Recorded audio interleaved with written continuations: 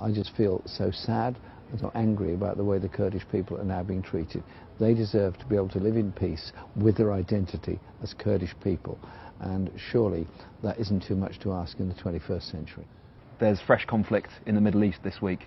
Turkey has invaded northeastern Syria, Kurdish lands. We've seen airstrikes, artillery, civilian casualties. Would the Labour Party support sanctions against Turkey to stop that action taking place?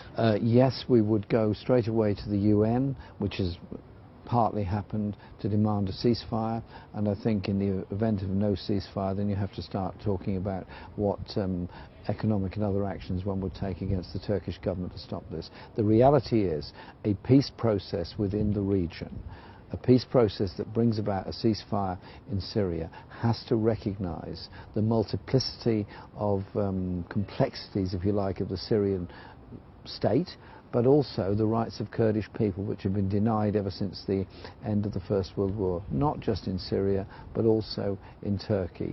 And as one who represents a community where there are many Kurdish people, I just feel so sad and so angry about the way the Kurdish people are now being treated. They deserve to be able to live in peace with their identity as Kurdish people, and surely that isn't too much to ask in the 21st century. Because they're a beacon of secular democracy in what is otherwise a swamp of dictators. They should be our allies, shouldn't they?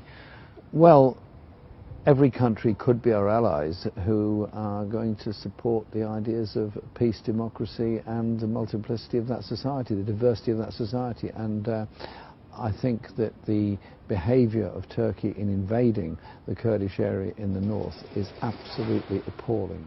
Would the Labour Party consider implementing a no-fly zone or committing the British Armed Forces to the area? What we would do is work through the United Nations to bring about a ceasefire, and I think it's at that point there has to be a multilateral approach to it, and that means bringing together Russia with the European Union and obviously through the UN Security Council. Let's not get involved in another war, let's get involved in peace.